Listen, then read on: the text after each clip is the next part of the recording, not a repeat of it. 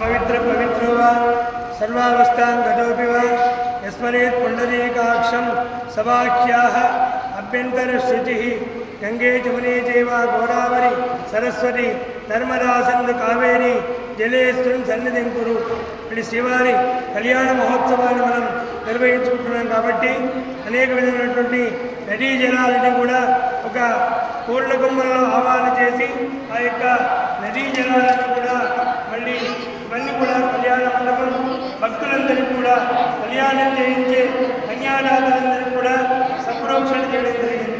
ఆంచల కాకపశాస్త్రం అని చెప్పేసి ఆ ప్రకారంగానే శ్రీవారి కళ్యాణం జరుగుతుంది. తిరుమలలో కొండపైన జరిగే కళ్యాణం ఆగమశాస్త్రం ఏంటి వైకాంస సిద్ధాంత ప్రకారంగా తిరుమల కొండపైన జరుగుతుంది. ఇక్కడ ఆంచల కాకపశాస్త్రం ప్రకారంగా శ్రీవారి తిరుకళ్యాణ మహోత్సవంలో శుద్ధి పుణ్యావాచనము తర్వాత మనకి విశ్వక్సేన ఆరాధన కార్యక్రమాన్ని మనం జరిపించుకున్నాం. ఇప్పుడు యజమానులందరూ కూడా గోత్ర నామాలతోటి సంకల్పం చేసుకోవడం జరుగుతుంది. ఓం నమో వెంకటేశాయ. భగవద్బంధువులందరూ కూడా మళ్ళీ చైత్ర మాసంలో శ్రీవారి తిరుకళ్యాణం మొదలు జరుగుతుంది కాబట్టి మీరందరూ కూడా వచ్చేసి శ్రీవారి తిరుకళ్యాణ మహోత్సవాన్ని సేవించుకోవాల్సిందిగా మనవి చేస్తున్నాం. ఈసారి అందరూ కూడా కలిసి సామూహిక సంకల్పం చెప్పుకున్నాం. జై శ్రీమన్నారాయణ. మీరందరూ చెప్పండి.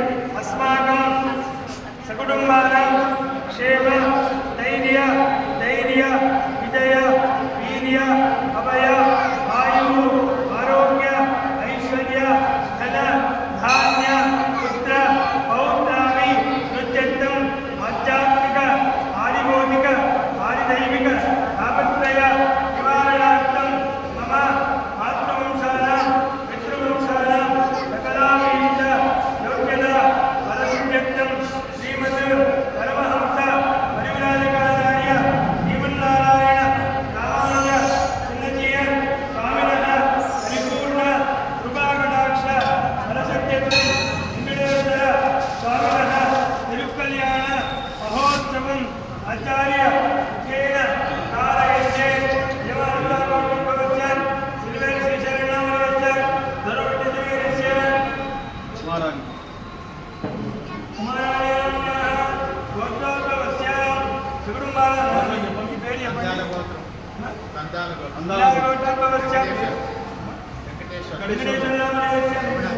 శ్రీశైలం